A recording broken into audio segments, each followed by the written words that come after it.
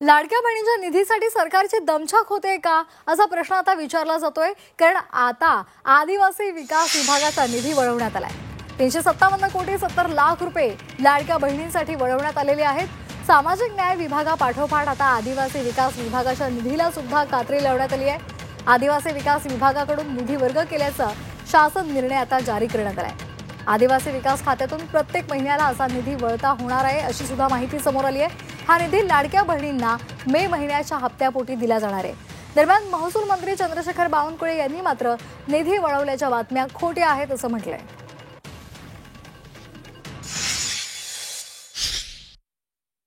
हे समजत नाही कोण या बातम्या पेरतं, कोणाकडनं या बातम्या येतात, कसा तरी संभ्रम समाजामध्ये तयार करतात। कशाला आदिवासी समाजाचे पैसे वळवता येतं?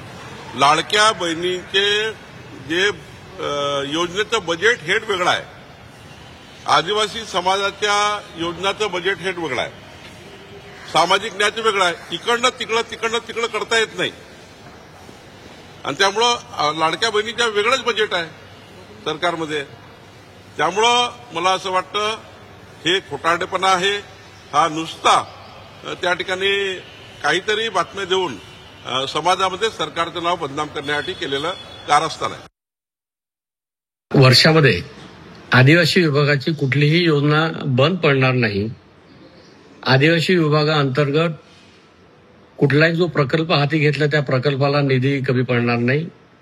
त्यामुळे आदिवासी विभागाचा निधी इतरत्र गेला किंवा काय जे याच्यावर जे चिंतन सुरू आहे त्याच्यापेक्षाही आदिवासी विभागाला कुठल्या प्रकारचा निधी कमी पडणार नाही आणि महायुती सरकार 100% आदिवासी समाज आणि आदिवासी विभागाच्या भक्कमपणे पाठीशी असल्यामुळे। या संदर्भात अधिक माहिती देत आहेत आमचे प्रतिनिधी ओम देशमुख।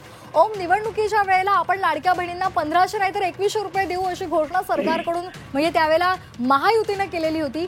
जेव्हा सरकार आलं तेव्हा आपण या संदर्भात निर्णय घेऊ असं सांगितलं गेलं, मात्र अद्याप काही निर्णय झालेला नाहीये।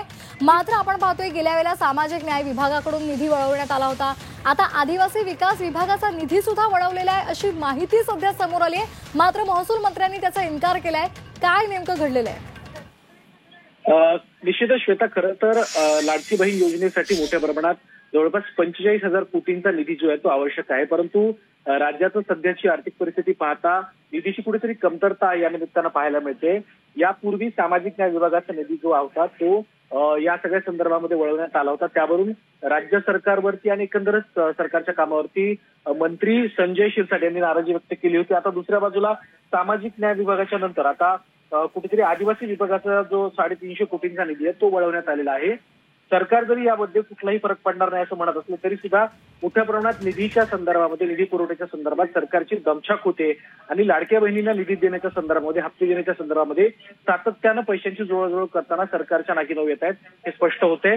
एकंदरच 2100 रुपयांचं आश्वासन दिलं होतं सरकारने, परंतु ते कुठेतरी अपूर्ण असताना सध्या दिलेलं आश्वासन पूर्ण करताना सरकारच्या एकंदर ज्या काय हालचाली आहेत त्या आता आपल्याला स्पष्ट होणार दिसतात। त्यामुळे कुठेतरी राज्य सरकारमध्ये या योजनेच्या संदर्भामध्ये जे काही निधी पुरवठा होणार आहे किंवा केला जातोय त्यावरून कुठेतरी दमछाक होते हे दिसतंय। आता सरकार अंतिमतः यावरती काय तोडगा काढते हे देखील पाहावं लागणार आहे, कारण सातत्यानं अशा प्रकारे विभागांचा निधी वळवणं ते देखील सरकारच्या दृष्टिकोनातून योग्य ठरणार आहे। त्यामुळे सरकार अंतिमतः नेमका काय तोडगा काढते हे देखील पाहणं खूप महत्त्वाचं असणार आहे। श्वेता, अगदी धन्यवाद ओम दिलेल्या सविस्तर माहितीसाठी।